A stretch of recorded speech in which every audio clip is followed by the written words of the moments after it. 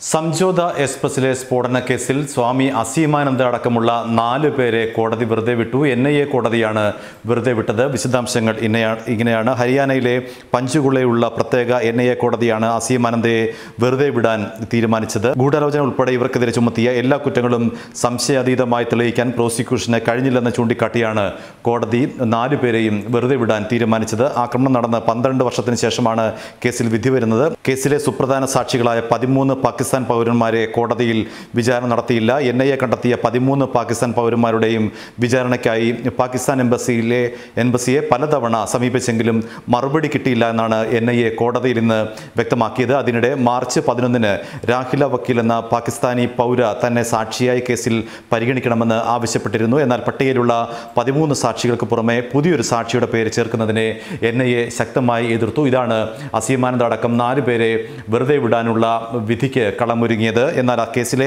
ഒരു സാക്ഷികൾക്കും കൃത്യമായ സമൻസ് NIAയുടെ ഭാഗത്തു നിന്ന് കിട്ടിയില്ല എന്ന് രാഹില കോടതിയെ ബോധിപ്പിക്കുകയും ചെയ്തിരുന്നു. അതിനാൽ കൃത്യമായ സാക്ഷി വിസ്താരം പോലും നടക്കാതെയാണ് കേസിൽ ഇപ്പോൾ വിധി വന്നിരിക്കുന്നത് എന്നുള്ള വിമർശനവും ശക്തമായിരിക്കുകയാണ്. 2017 ഫെബ്രുവരി 18-ന് ലാഹോറിനും ഡൽഹിക്കുമിടയിൽ സർവീസ് നടത്തുന്ന സംജോത എക്സ്പ്രസിലാണ് സ്ഫോടനമുണ്ടായത്. ഹരിയാനയിലെ പാനിപ്പട്ടിനടുത്ത് വെച്ചുണ്ടായ സ്ഫോടനത്തിൽ 68 പേരാണ് കൊല്ലപ്പെട്ടത്. കൊല്ലപ്പെട്ടവരിൽ ഭൂരിഭാഗവും പാകിസ്ഥാൻ പൗരന്മാരായിരുന്നു. ഗുജറാത്ത് കലാപകാലത്ത് ഹിന്ദുക്കൾക്കെതിരായ അതിക്രമത്തിന് മുസ്ലിങ്ങൾക്ക് നൽകിയ മറുപടിയാണ് ഈ സ്ഫോടനമെന്നാണ് പൊതുവെ വിലയിരുത്തപ്പെട്ടിരുന്നത്. അത്തരത്തിലാണ് കേസുകൾ മുന്നോട്ട് നീങ്ങിയതും. കാരണം ഗുജറാത്ത് കലാപകാലത്ത് ഹിന്ദുക്കൾക്കെതിരായ ആക്രമണത്തിന് മുസ്ലിങ്ങൾക്ക് നൽകിയ മറുപടി ആണ് ആ സ്ഫോടനത്തിന് പിന്നിലെന്നാണ് ആരോപണം ഉയർന്നിരുന്നത്. രാജ്യത്തെ ഹിന്ദു തീവ്രവാദത്തിൻ്റെ ഏറ്റവും വലിയ ഉദാഹരണമായി ചൂണ്ടിക്കാട്ടപ്പെടുന്ന കേസിലാണ് ഇപ്പോൾ ഒരു ഹിന്ദു സന്യാസി കൂടിയായ അസീമാനന്ദ ഉൾപ്പെടെയുള്ള പ്രതികളെ വെറുതെ വിട്ടുകൊണ്ട് കോടതി വിധി വന്നിരിക്കുന്നത്. കേസിൽ 2010-ൽ അസീമാനന്ദ ഉൾപ്പെടെയുള്ളവരെ NIA അറസ്റ്റ് ചെയ്തിരുന്നു. സ്ഫോടനത്തിൽ അസീമാനന്ദയ്ക്ക് പുറമെ ഹിന്ദു സംഘടനാ പ്രവർത്തകരായ ജോഷി, രാമചന്ദ്ര കൽസാങ്കര, സന്ദീപ് ഡാംഗെ, ലോകേഷ് ശർമ്മ, കമാൽ ചൗഹാൻ എന്നിവർ പ്രതികളാണെന്നാണ് NIA കണ്ടെത്തിയത്. ആകെ 8 പ്രതികളാണ് കേസിൽ ഉണ്ടായിരുന്നത്. ഇതിൽ 4 പേരെ മാത്രമാണ് പിടികൂടാനായത്.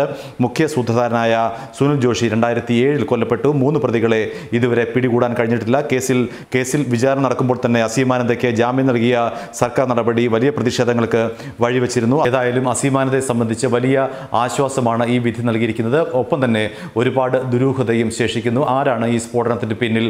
എന്തുകൊണ്ടാണ് ഈ സ്ഫോടനത്തിലെ പ്രതികളെ കൃത്യമായി പിടികൂടി നിയമത്തിന് മുന്നിൽ എത്തിക്കാനാവാഞ്ഞതും ശിക്ഷിക്കാനാവാഞ്ഞതും എന്നുള്ള ചോദ്യം ശേഷിക്കുന്നു. ഏതായാലും ഈ അസീമാനന്ദ ഉൾപ്പെടെയുള്ള 4 പ്രതികളെയും NIA കോടതി വെറുതെ വിട്ടിരിക്കുകയാണ്.